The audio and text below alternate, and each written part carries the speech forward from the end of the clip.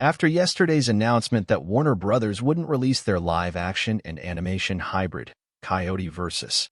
Acme, Stephen Price, the composer behind the canceled film's soundtrack, has shared a behind-the-scenes video of him working on the music for the defunct project. The footage shows a choir performing a fragment of a classic Tchaikovsky piece, but the soundtrack featured a twist.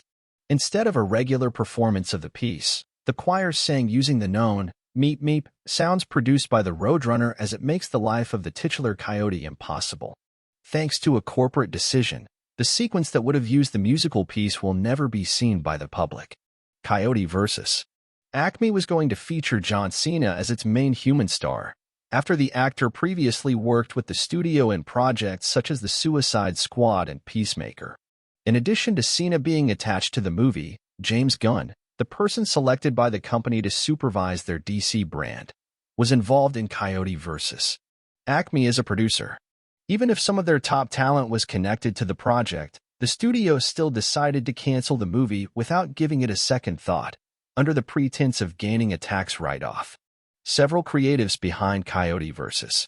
Acme have spoken out against the decision, including the film's director, Dave Green, who said he was proud of the final product and beyond devastated with what the company decided for the project he worked on over the course of 3 years.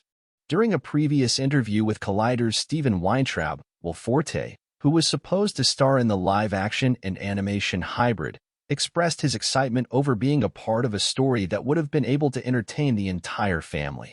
Unfortunately, no one outside of Warner Brothers will be able to see the movie.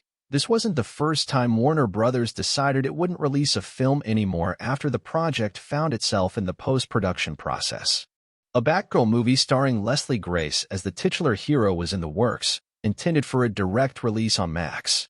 But when the movie was being edited by the team behind it, the company under the leadership of David Zaslav announced that the film wouldn't be released anymore.